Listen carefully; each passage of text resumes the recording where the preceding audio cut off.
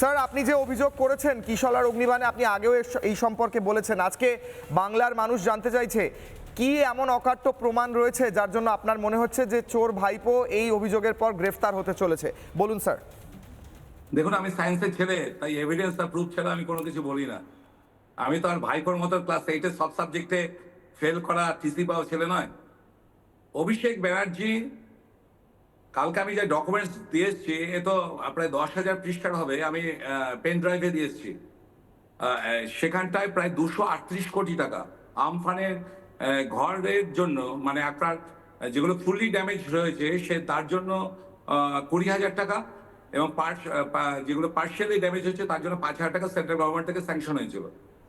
শুধু ডায়মন্ড হারবার লোকসভাতে 238 কোটি টাকা আপনার ড্যামেজ হয়। আমি আপনাদেরকে সব ডকুমেন্টস পাঠিয়ে দিচ্ছি, ওগুলো আপনাদের ক্যামেরা থেকে দেখালেই ভালো হতো। আমি জাস্ট আপনাদের এই সব ডকুমেন্টস গুলো আছে, যেখানে প্রত্যেকটা জায়গায় অভিষেক ব্যানার্জি রেকমেন্ডেড বাই অভিষেক ব্যানার্জি। না, ওগুলো চলছে আমাদের পাশে ভিজুয়াল হিসেবে, ডকুমেন্টগুলো আমি চালাচ্ছি আপনি যখন বলছেন। আমি দেখতে পাচ্ছি না তো, সেই জন্য।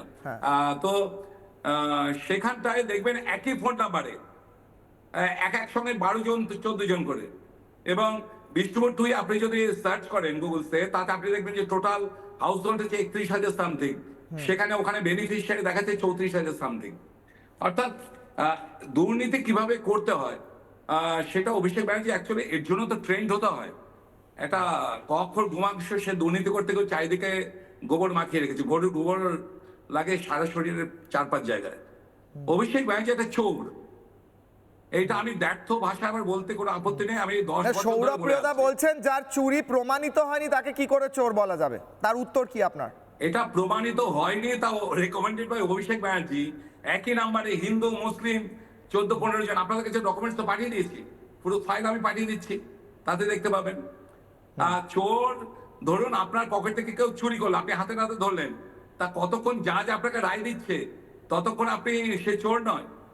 অফিসিয়ালি আপনি বলতে পারবেন প্রমাণিত হয়নি বিচার ব্যবস্থার জন্য, কিন্তু হাতে নাতে যে প্রমাণ, তা সেটা তো সমাজ তাকে চোরই বলবে।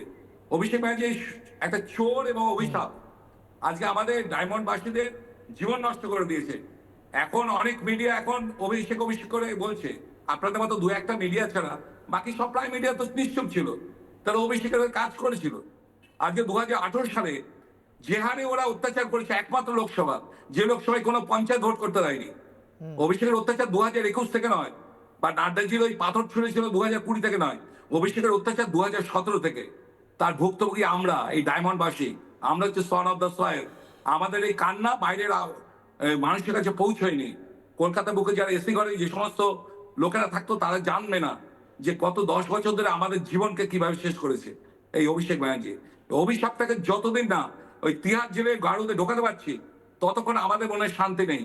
আর একে যদি ছাড় দেওয়া হয়, আমরা নিজেরা পাপী হব, আমরা পাপী হতে চাই না। দেখুন, অনেকে বলছে যে অভিষেকে কেন এখনো শাস্তি পাচ্ছে না, কেন এখনো জেলে যাচ্ছে না। একটা গাছকে না কাটতে হলে তার প্রথমে ডালপালা ছাড়তে হয়। দেখুন, অভিষেকের ডালপালাগুলোকে এক এক করে ধরা হচ্ছে। মানে শুভেন্দু আমাকে কথা দিয়েছিলেন, ওকে আমরা জেলে পুরবই।